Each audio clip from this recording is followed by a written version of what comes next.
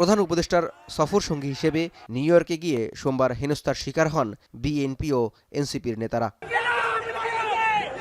বিমানবন্দরে কার্যক্রম নিষিদ্ধ আওয়ামী লীগ ও দলটির সহযোগী সংগঠনের নেতাকর্মীদের এমন কাণ্ডে তোলপাড় রাজনৈতিক অঙ্গন।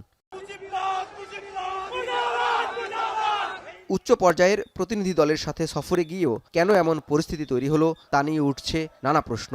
বিএনপির জ্যেষ্ঠ যুগ্ম মহাসচিব রুহুল কবির রিজভী মনে করেন, আওয়ামী লীগের দুর্নীতি অপকর্মের বিচার হলে আর অন্তর্বর্তী সরকার দক্ষতা দেখালে নিউ ইয়র্কে ফ্যাসিবাদের দোসররা এমন কর্মকাণ্ড করার সাহস পেত না। আওয়ামী লীগের পুলিশ নেই, ছাত্রলীগ নেই, হেলমেটধারীরা নেই, তাহলে এই 1 বছরে প্রায় দ্বিগুণ অপহরণ হয়েছে। কেনই আইন শৃঙ্খলা পরিস্থিতির অবনতি হবে, এটা তো জনগণ জানতে চায়। আপনাদের প্রতি জনগণ এবং রাজনৈতিক দলদের আস্থা আছে।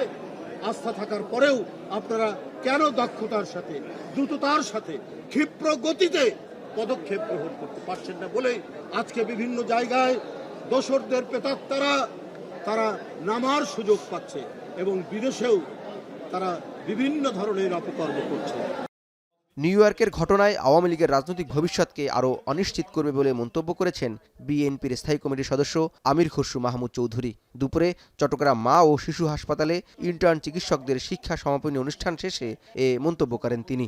আপনি যখন পরাজিত হয়ে দেশ থেকে পালিয়ে গেলেন, তো ওনাদের সমর্থকরা তো এই ধরনের কাজের বাইরে তার কিছু করার নাই। আপাতত গণতন্ত্রেই বিশ্বাস করে না, দেশ ধ্বংস করে পালিয়ে গিয়ে এখন যেগুলো করছে এগুলো তো আরো ধ্বংসাত্মক।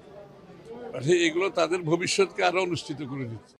অন্যদিকে সম্প্রতি বিএনপির মহাসচিব মির্জা ফখরুল ইসলাম আলমগীরের কলকাতা ভিত্তিক পত্রিকায় দেয়া সাক্ষাৎকার ঘিরে বিতর্ক তৈরি হওয়ায় একে ভিত্তিহীন বলে বিবৃতি দিয়েছে বিএনপি। এতে বলা হয়, নির্বাচনে আওয়ামী লীগ ও জাতীয় পার্টিকে চান ফখরুল শিরোনামটি ডাহা, মিথ্যা ও মনগড়া।